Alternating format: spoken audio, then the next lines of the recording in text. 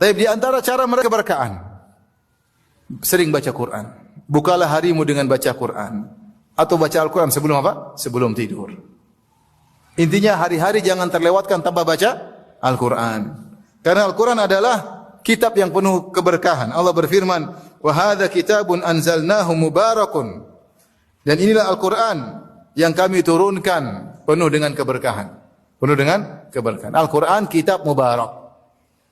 Allah juga berfirman, "Kitabun anzalnahu ilaika mubarakun yadabbaru ayatihi." Al-Quran kami turunkan kepada engkau penuh dengan keberkahan.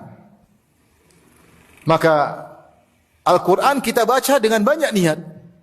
Di antaranya niatnya untuk misalnya, disebut para ulama, di antara niatnya misalnya untuk mencari petunjuk. Allah mengatakan, "Inna hadzal Qur'an yahdi lillati hiya aqwam." Sungguhnya Al-Quran itu memberi petunjuk kepada yang terbaik untuk belajar. Di antaranya baca Quran misalnya untuk wasyifa'ul lima fis sudur, untuk menyembuhkan penyakit hati, supaya tidak hasad, supaya tidak dengki, supaya ikhlas, supaya kalau hati kita tertawan oleh syahwat bisa keluar syahwat tersebut. Banyak penyakit hati kita, di antaranya dengan baca Al-Quran. Di antaranya misalnya kalau orang penyakit fisik, dia boleh baca Quran dengan niat untuk meruqyah apa? Dirinya. Di antaranya untuk cari keberkahan. Dia buka harinya dengan baca Al-Quran, harinya insya Allah penuh berkah.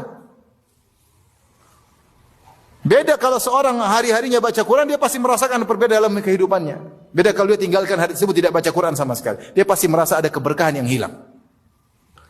Oleh karena seorang muslim jangan sampai tidak baca Quran setiap hari. Harus baca meskipun sedikit. Baca. Kalau Al-Quran akan memberi keberkahan, memudahkan urusan. Bahkan sebagian surat Allah mengatakan seperti Rasulullah mengatakan berkah secara zat, kata Al-Quran secara umum, dan ada sebagian surat khusus seperti Rasulullah berkata, "Iqra'u Al-Baqarah." Bacalah surat Al-Baqarah. Fa inna akhdaha barakah wa tarkaha hasrah wa la tastati'uha al-batalah. Bacalah surat Al-Baqarah. Sungguh mengambil surat Al-Baqarah itu membacanya adalah keberkahan dan meninggalkannya adalah penyesalan. Dan surat Al-Baqarah tidak bisa dilawan oleh para penyihir. Jadi maksud saya, menjadi kita terkadang hidup ini dada sempit, urusan macet, sulit, kepala pening, ternyata kita tidak baca Al-Quran. Maka suruh istri, suruh anak-anak baca Al-Quran.